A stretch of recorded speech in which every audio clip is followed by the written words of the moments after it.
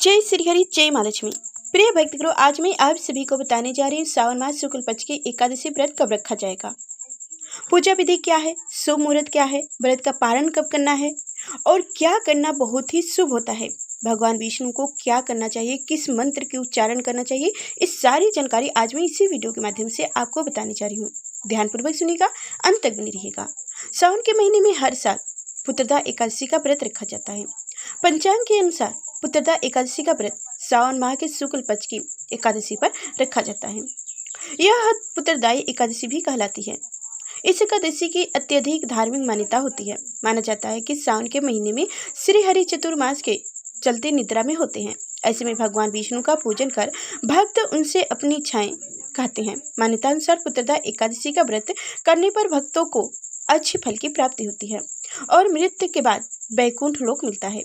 इस एकादशी के व्रत का प्रताप जीवन में खुशहाली लेकर आता है। जानिए इस माह कब रखा जाएगा पुत्रदा एकादशी का व्रत और किस तरह की जाएगी।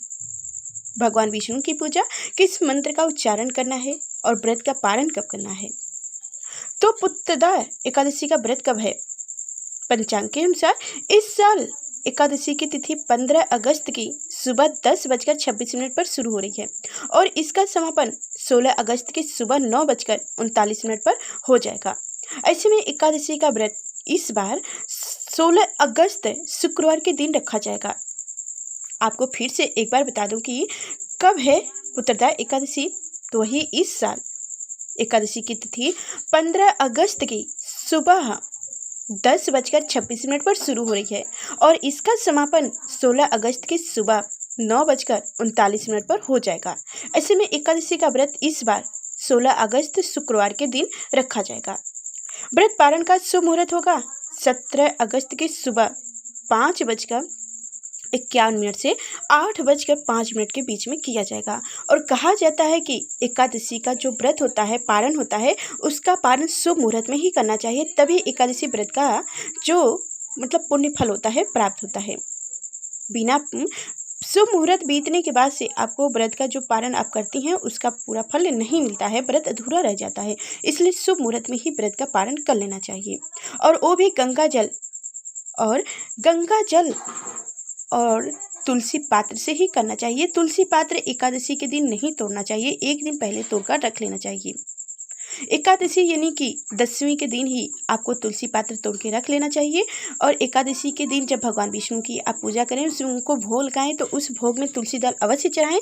उसके बाद से द्वादशी के दिन भी आप उसी तुलसी दल को आप भगवान विष्णु को समर्पित करके चढ़ाकर उससे और जल गंगा जल जल आप ले लीजिए और तुलसी पात्र लेके उसके बाद से आप व्रत का पारण कीजिए। फिर से आप जो भी भगवान विष्णु को प्रसाद चढ़ाए हो उस प्रसाद को आप खाइए और कहा जाता है कि सात्विक भोजन ही भगवान विष्णु को भोग लगाना चाहिए।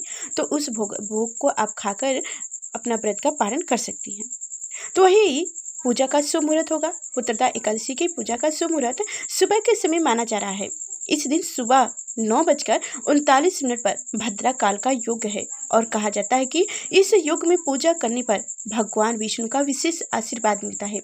इस दिन प्रीति योग भी बन रहा है। इस योग का निर्माण दोपहर 1:12 से होगा और वही भक्त सुबह जल्दी उठकर स्नान पश्चात स्वच्छ वस्त्र धारण करते हैं। इसलिए पीले रंग के वस्त्र पहनना शुभ माना जाता है। इसके बाद भगवान विष्णु का ध्यान करके व्रत का संकल्प लिया जाता है। पूजा के लिए मंदिर में दीप प्रज्वलित किया जाता है। श्री हरि के समक्ष गंगा जल, पुष्प, तुलसी पात्र, दल, जल और मिठाई आदि रखे जाते हैं। कहा जाता है भगवान विष्णु को पीला रंग बहुत ज़्यादा पसंद है, इसलिए भगवान विष्णु को पीला मेवे, पीले जैसे फल, पीले मिठाई आप उनको भोग लगा सकते हैं। इसके बाद एकादशी की कथा जरूर सुनना चाहिए। हमारे चैनल पे एकादशी की कथा भी सुनाई जाती है, तो उसे भी सुन लीजिएगा। और आरती की जाती है और भगवान श्री हरि को भोग लगाने के बाद पूजा का समापन होता है। और आप सभी को बता दें कि मंत्र क्या बोला जाता है। इसलिए करें भगवान विष्णु को इन मंत्रों का जब तो बहुत ही भगवान विष्णु अति प्रसन्न हो जाते हैं। तो जान लीजिए, ओम नमो नारायण और फिर श्रीमन नारायण नारायण हरे हरे, इस मंत्र का आप जप कर सकते हैं। या श्री कृष्ण गोविंद हरे मुरारी, हे नाथ नारायण वासुदेवाय, एक बार फिर से आप सभी को मंत्र बता दूं।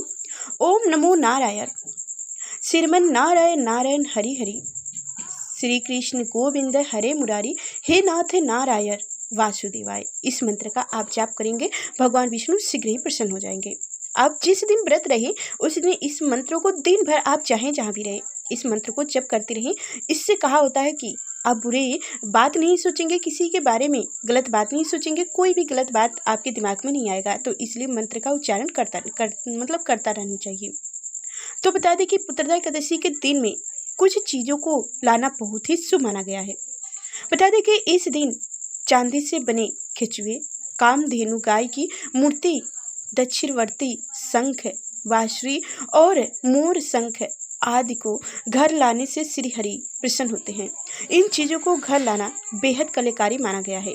मान्यता है कि ये चीज़ भगवान विष्णु को बेहद प्रिय है और शुभता का प्रतीक माना जाता है। ऐसे में अगर आप भी भगवान विष्णु से खुशियों की कामना करते हैं तो फिर किसी प्रकार की समस्या से बाहर जाना चाहते हैं तो इस शुभ अवसर पर इन चीज़ों को घर जरूर लाइए। साथ ही श्री हरि की विधिवत पूजा करें। तो आप सभी को डिस्कशन में बता देंगे कि क्या क्या चीज़ आज के दिन लाना बहुत ही शुभ होता है, तो आप उसमें देखकर आप ला सकती हैं। ठीक है, तो आगे की कथा भी सुनने के लिए लाइक कर चैनल को सब्सक्राइब कर लीजिएगा, ज़्यादा से ज़्यादा इस जानकारी को शेयर भी कर दीजिएगा। फिर मिलेंगे अगले नेक्स्ट वीडियो में, तब तक के लिए धन्यवाद।